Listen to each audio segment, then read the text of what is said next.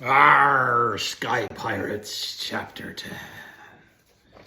Oh, we already had the first paragraph. So, then a cloud went across the sky and she was flying in near darkness. Oh, help, squealed Horace, hiding his face in his hands. We're going to crash. Gilbert's scales turned white and he plunged headfirst into Echo's pocket. It's fine, we're nearly, but Echo didn't finish her sentences. Cloudcatcher made contact with the ground and skidded sideways into the cave opening. We're nearly down, she panted as the propeller hit, slowed to a halt, and they found themselves askew in a snowdrift. Askew means not straight, like just a little bit. Like if that was straight, something that was askew would be like a little bit off center, just a little bit not right. That would be askew. Once they got their breath back, Echo clicked open her safety harness and jumped down from the Cloudcatcher, almost losing her footing as she skidded on the icy ground. Horace got down wearily beside her. I really don't think we should be doing this, Echo. I need to make sure she's all right. But you said we were just going to look, Echo sighed. I know, I'm sorry. But now we're here and we can't just let her disappear. What if she needs us? Bulkhead said she was tricked before. What happens if that happened again? She really pushes her luck, doesn't she? Like she just one more thing and one more thing and one more thing and one more thing. I don't know if Echo's really thinking this through properly. Anyway. Horace shook his head and pressed his lips together in a tight line. Echo turned away, guilt settling in her belly, and gazed up at the fortress above. What would be waiting for them up there? Flora had said there were 7 sky pirate clans, but other than that, Echo didn't have a clue. She frowned. Now, how are we going to get up there? Echo, please, we can't. Horace folded his arms tightly across his chest. We just need to go a little closer, Horace huffed. While I'm waiting here. Fine. Echo left the cave and set out towards the slope, but the surface was so icy her feet slipped backwards 2 paces for every one she took forward. After a few minutes of struggle, she still hadn't made much progress. She paused for a breather and glared up at the fortress. In the distance, there was a howl of a wolf.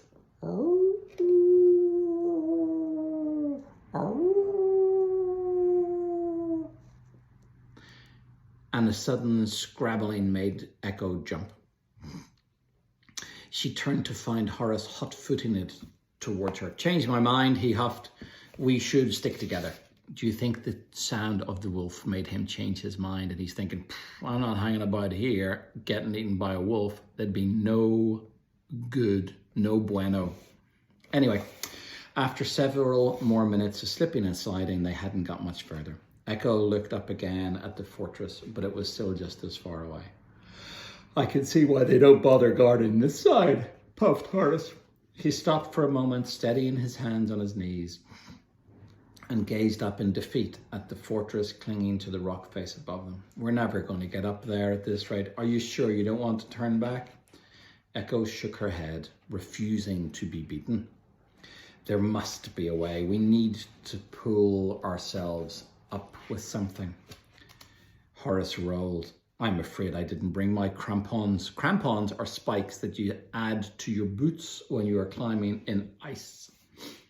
There has to be something else we can use. Echo looked back at Cloudcatcher, but the little vehicle was bare and empty. There was a flicker of lightning somewhere in the distance, followed a few seconds later by a rumble of thunder that reverberated through the mountains. Thunderclouds, that was it.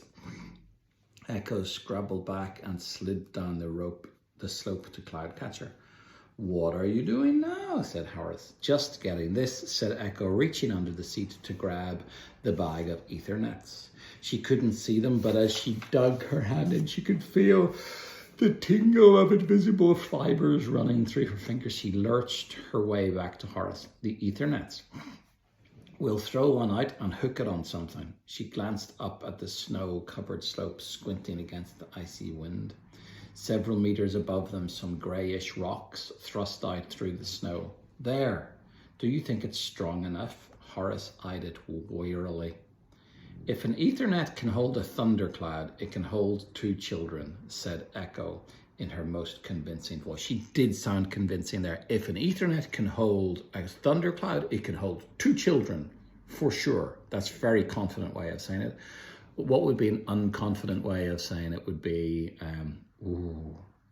I guess if an Ethernet can hold a thundercloud, it can hold 2 children?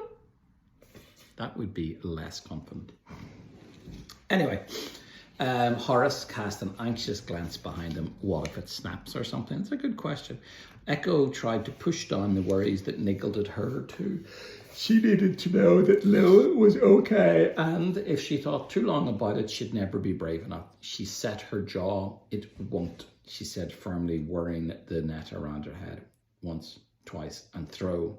She couldn't see where it landed, but when she pulled it tight, it held. It must have caught on the rocky crop up ahead.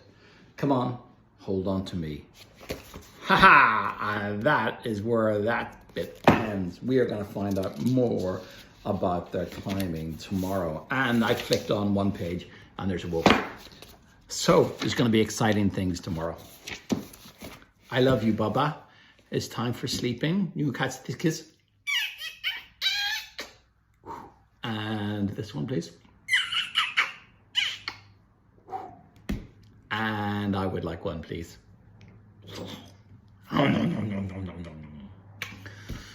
Sweet dreams. Good night.